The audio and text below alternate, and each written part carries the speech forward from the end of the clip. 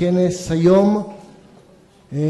מר מודר זהרן הוא פלסטיני שחי בירדן ונאלץ לעזוב אותה בגלל השקפותיו, והיום הוא פליט מדיני בלונדון. הוא כותב, מרבה לכתוב בעיתונות הישראלית, כולל הג'רוזלם פוסט. מר מודר זהרן, בבקשה.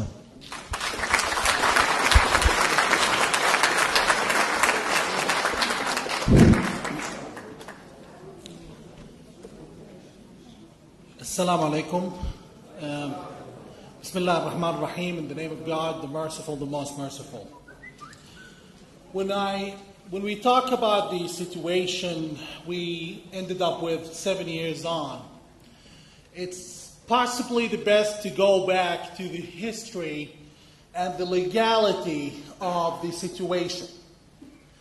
This whole thing started when the Arabs were under Ottoman occupation and Palestine was under Ottoman occupation, and we agreed, represented by the Faisal-Weizmann Agreement, which everyone knows, that we will take 77% of Palestine, which was dedicated as a Jewish homeland according to international law.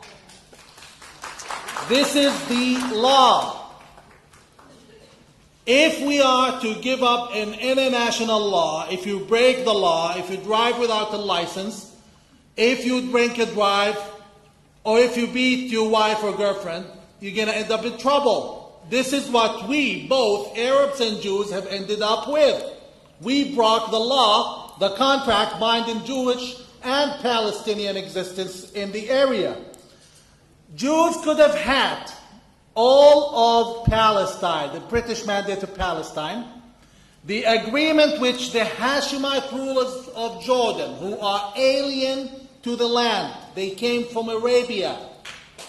Those people agreed to make Jordan, the so-called Jordan, my country, a homeland for the Arabs of the land. We got 77%, you barely got 22%. This is one of the very few occasions we outsmarted the Jews. Nonetheless, the Hashemites have not kept in the promise. 1948, they occupied the land, and on top of that, they announced us as refugees. The first time, 1948. Then, when we make the shift from Judea and Samaria or the West Bank back to our country, they announced us refugees again. And now, after 46 years, we are still, according to the UNHCR, being called refugees. Jordan is an ultimate apartheid state run by kings who speak perfect English and dress from Armani. Imagine that a Palestinian in Judea and Samaria and Gaza has more rights, a Palestinian in Gaza, a Hamas member in Gaza, has more rights to Israel than I have to my country, Jordan. Under this new king, who does not realize that he's only king because Israel allowed him to be, and his father, under him, we're not allowed a driver's license. If I go to renew my driver's license, the first question when you fill any application in Jordan is, Il Balad al-Asli, where's your homeland? Where did you come from? And if you say Amman, they say, no, where was your grandfather born?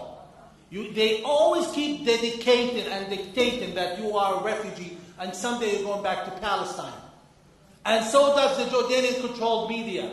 And any Palestinian who approaches Israel friendly, or actually a Jordanian, I am a Jordanian after all. Any Jordanian, be it a native, Bedouin, or a Palestinian who approaches Israel friendly ends up in trouble. They want to keep the state of enemyhood with Israel. And they want the Palestinians to always think, God, we're going to go back someday. That being the case, there has been an investment and creation of a case of refugeehood. Generations. In 2313, there's going to be my great-great-great-grandson who is also a Palestinian refugee. Ridiculous. That said, where do we stand today? The argument of Jordan becoming a Palestinian state has been set. as a Jordanian Palestinian leader, I am here to announce that we will never give up on a single inch of our rights as human beings and the rights of our people. Nonetheless, our rights could be geographically redefined, and they have been for the last 70 years in Jordan. That said, where do we stand now? This is what we need to know. We stand in the following situation. We have Jordan's economy. We have the growth rate that's lower than Somalia. We have an inflation rate that's higher than Tokyo, central London, and countries that are failure states like Ghana and Iraq. How is that?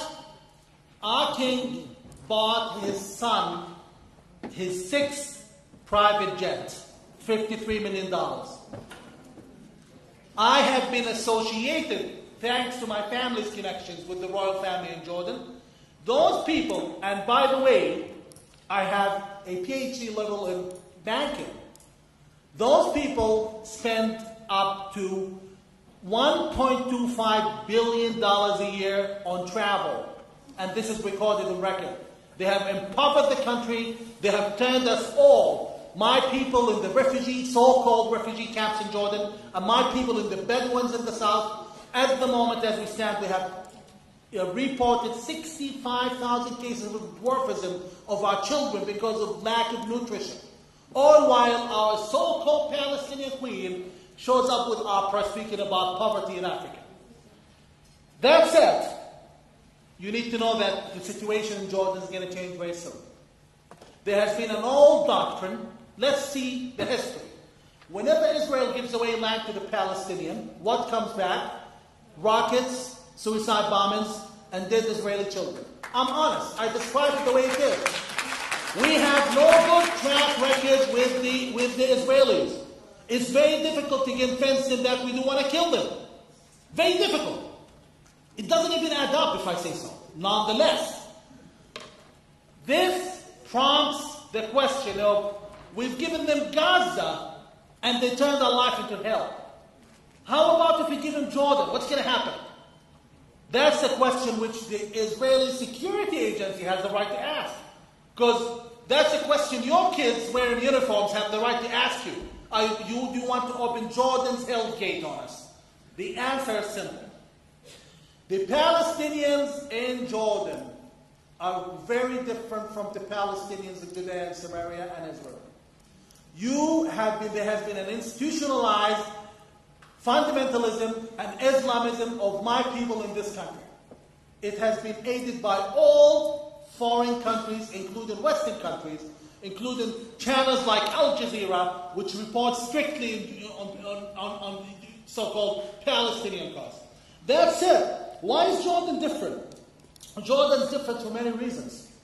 First of all, Jordan is too poor to go to war with Israel. We've tried at least twice, and we couldn't win. All of Israel's peace with all of its neighbors is not built on goodwill. It's built only because the neighbors cannot fight Israel.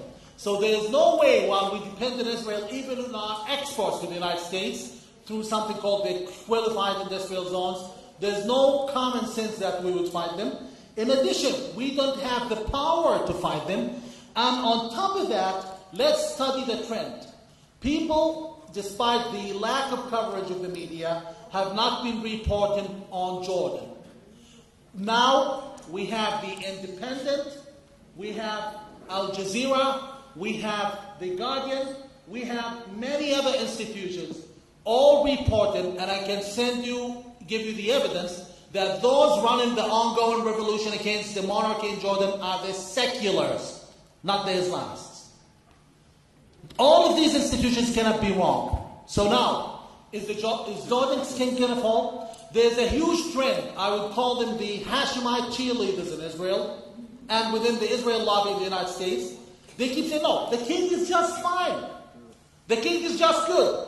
And as an Arab, I'm afraid we have taught the Jews a couple of our traits of denying the facts. The king don't believe us, believe him. The king said to Senator Lindsey Graham, and it was said in a congressional hearing a few weeks ago, I don't think I'm going to be in power in a year from now. The king said the same thing to U.S. Chief of Staff General Dempsey. The king said the same thing to Israeli-American journalist Jeffrey Goldberg. He told him, 2010, I thought about stepping down. I know the palace. I'm well connected to it, used to be. I know the king won't stick around for too long. When the king falls, you will end up with two solutions. The seculars like myself are very popular and influential, but broke, financially challenged, and completely ignored by the media, on purpose, possibly. That's why Al Jazeera stopped interviewing me, possibly. While on the other hand, the Muslim Brotherhood in Jordan is very well connected to the media. They own 2 TV stations, one of them in London, and all of the managers of Al Jazeera are Muslim Brotherhood Jordanians. I have names, including the top guy. With this being the situation, they are not popular. A recent CNN report showed that they are in decline in Jordan. No one really likes them. Their voting body is 250,000 members. Most of them, by the way, are East Bankers, not West Bankers. And they are aligned with the king. I have been in touch with them, and they told me, and they even said it publicly and on record and on television, we would never allow the king of Jordan to fall. Unlike the Muslim Brotherhood in Egypt, they are aligned with the king and friends with him, and they support him. Nonetheless, when the king falls, they will be able to hijack the revolution because they have the money, they have the media. We don't have any money, we the seculars, and we don't have any media. Therefore, the king is fallen, no questions asked. There's no way to support the king. One proof of that is that Gulf state, rich Gulf state, stopped providing financial aid to the king. What do they know that you don't know? Why are they not giving him money? He went publicly blaming Saudi Arabia for not giving him money. So the king is old news. That said, it's either that the seculars get supported or you welcome Hamas in Jordan. Khalid Mish'al, the leader of Hamas, is a Jordanian citizen. Abu Marzouk, number 2 in Hamas, is a Jordanian citizen. Mohammed Nazal, number 3, is a Jordanian national. So, we're going to see Mr. Khalid Mish'al as Mr. President of Jordan. So, while we're arguing about should Jordan be Palestine or not, I, as a Jordanian, tell you that I'm pretty much concerned if Jordan will become Hamasistine, not Palestine. Unless we take the initiative, unless we make a difference very quickly, this is what we're going to end up with. And while we won't accept them in Jordan, we will end up in a situation like Egypt. But I'm sorry to be telling you unpleasant things, but you need to know. The Muslim Brotherhood, if it takes control of Jordan, will be much stronger than the Muslim Brotherhood of Egypt. Because Egypt has a strong army, but Egypt is surrounded by Libya, which has the Americans in there, and the NATO. And Sudan, which is a failure state, Israel, which is a strong state, and the sea. Jordan is surrounded by Syria, which will soon fall to the Muslim Brotherhood, and also Iraq, which is a Shiite pro-Iranian state, and Iran. They will make a full block of fundamentalism, terrorism that strikes Israel right into the heart. Trust me, Jordan is much more to worry about than Egypt. That said, what should Israel do? My advice to Israel and Israelis is nothing. Israel should stay out of the Arab Spring completely. Israel should not touch it, should not come close to it, and should keep doing what it's doing, because the Jew will never win. If you get involved, we will always blame you, guaranteed. So what can we do? Just watch? No. Those who care for peace and care for Israel and for the safety and humanity of my people and the people of the region In the West, in London, New York, and I can say New York twice, New York, London, and Brussels should move all the strings they can move quickly. Unfortunately, most of them are friends with the king. He takes his beautiful wife, a Palestinian relative of mine, distant relative, very distant, but there is a connection. He takes her to dine and wine everyone who matters in the Congress, and to be dined and wined by everyone who matters in New York, Manhattan, upstate, if that makes any sense to you. And they think of him as a friend. They are too embarrassed to say, Your Majesty, you're about to fall. We need to consider other options. But again, time is limited. Either that you work this out, you call, especially with the Americans of you who have dual citizenship, you call your congressman, you call your senator, you call your local synagogue in Idaho or Washington, and try to make a difference. It's either that or Hamas. Now, what kind of Palestinian state? Now, okay, so fine, we got the secular, friendly, peaceful Jordanian state, but what kind of state? Let's put it in this way. I personally, as a Jordanian, don't tend to like the term Jordan is Palestine. I respect Jordan as a country. It's my home, nonetheless. The Palestinian majority in Jordan is definitely going to elect a Palestinian president. And if it looks like a duck. That said, we need to know also what what Jordanian state of the future is going to look like. At the moment, the crazed king of ours, spent 52% of the country's budget on weapons, on military. We are the largest spending nation on weapons in the world. While we have children dying of hunger and lack of nutrition, you should see the children of Al-Badia, the Jordanian Badia in the south. They live in Somalia-like condition, even worse. Malaria, you name it. And all that while he's spending money on state-of-the-art F-16s, state-of-the-art Challenger tanks, for nothing. We need to downsize our military spending the minute we take over. That would guarantee us $3.5 billion a year. For a small country like ours, we can create a full welfare system. The future Jordanian state should be a welfare state that's demilitarized. Why do we need an army? If Qatar and Kuwait can buy an army, and they don't have an army because they have American bases on their soil, why do we need an army? We should be a welfare state that's a democratic state with zero tolerance of terrorism. We should we already have it in the pipes, to introduce an anti-terrorism act, counter-terrorism act, which would criminalize retroactively anyone who preaches terrorism. We can't tolerate that in the future, and we have to choose. That said,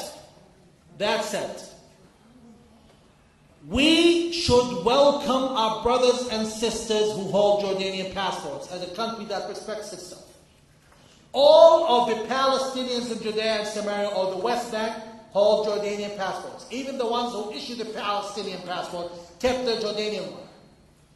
With that being said, how can I not allow them to enter? At the moment, if they try to go to Jordan, they have a Jordanian passport. In most occasions, they are not allowed entry. And if they are allowed entry, they have to go back to our intelligence service for a couple of days, sometimes up to a week, children included. So you go to visit your family in Amman for 1 week, you're going to spend 3 days at the Mukhabarat, and you're going to take the children with you. Complete humiliation. We're going to stop that. My brothers and sisters, who are also Jordanians in Jerusalem, and in Bethlehem, and in Ramallah, if they want to come and join the new prosperous Jordanian state, they are welcome, no questions asked. We will give them the right of return to de facto. They have the passport just to welcome. We're not going to create the obstacles that this king has been creating. Now, what about the future of the Palestinian Authority? I doubt there will be much future for the Palestinian Authority after Mr. Abbas. Mr. Abbas is 72. No one lives forever. And I doubt there will be anyone who is able to hold the strings after Mr. Abbas leaves. That said, I think we will end up with what's called the Mardechai Kidar concept, the city-states of Palestine. City-states of Palestine, let's be honest, Israel does not want Ramallah. Israel does not want Bethlehem. Israel does not want Nablus or Shechem. Israel wants Judea and Samaria without the Palestinian concentration areas. Those areas, most of the people in there are already Jordanian citizens. They can choose where they vote. They can choose whatever they want to do. But I doubt personally that there is a future for a Palestinian state in Judea and Samaria, because I have the right to wonder. I have the right to wonder as a Jordanian, my fellow Palestinian Arabs, how many states are they going to have? One in Jordan, and one in Judea and Samaria, and one in Gaza. And soon we're going to have one in Rhode Island. So that said, I can assure you one thing in the name of the secular Jordanian opposition. We are influential. We are accepted. We are well listened to. We are respected by the Jordanians. But we are poor and we are ignored by the media and international community to the extent, to the point where if it's not a very great mistake they're making, it's a conspiracy. That said, I can assure you if we ever make it to power, we will always be committed to our peace and friendship with Israel, and we will always not dare deny Israel the right to exist in its Jewish state on its soil. God bless you and bless your country. And may Allah keep Jerusalem. May Allah keep Jerusalem a symbol of peace and tranquility, the way He described it in the Quran, when He said, I've ordered Jews to enter that land. So it was a godly order to be in Jerusalem and on this soil. And He also said, in my Quran, which I believe in, by the end of time, I'm going to round up all Jews and bring them back to the Holy Land.